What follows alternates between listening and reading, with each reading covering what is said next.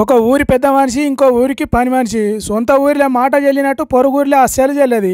అగో అదే చేసిండ్రు మన తెలంగాణ పబ్లిక్. ఏపీ పోలీసులు బలగాన్ని ఎంటేసుకొని భద్రాద్రి కొత్తగూడెం జిల్లా దమ్మపేటకు వస్తే పోలీసులకు సుక్కలు, సూర్యగ్రహణాలు, పాలపుంతలు, విశ్వంలో ఉన్న వింతలని చూపెట్టిండ్రు.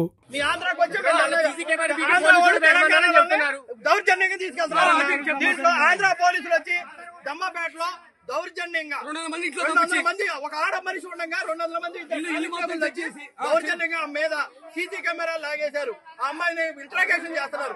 ఒక మొగుడు లేని అమ్మాయిని తీసుకొచ్చి ఆ ఇంట్రాగేషన్ చేసి ఆంధ్ర పోలీసులు దౌర్జన్యం చేశారన్న.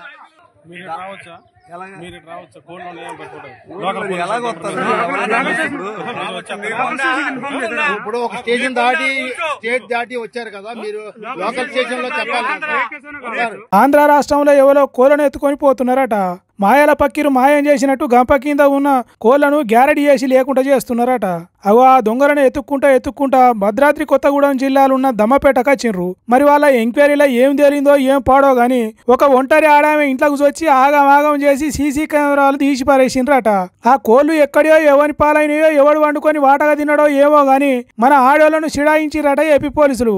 ఇక మనోళ్ళు లూకుంటారా? మహేష్ బాబు తీరుగా ఏపీ పోలీసులను రౌండప్ చేసి కన్ఫ్యూజ్ చేసి కంగారెత్తించిరట. ఆ దొంగతనం నిజమైతే లోకల్ పోలీసుల పర్మిషన్ తీసుకొని తెలంగాణలో అడుగు పెట్టాలి. కానీ ఎక్కడి నుంచో వచ్చి ఇక్కడలను తిప్పల పెడితే మేము ఊకోం అన్నట్టు మర్రబడ్డరు మనోళ్ళు.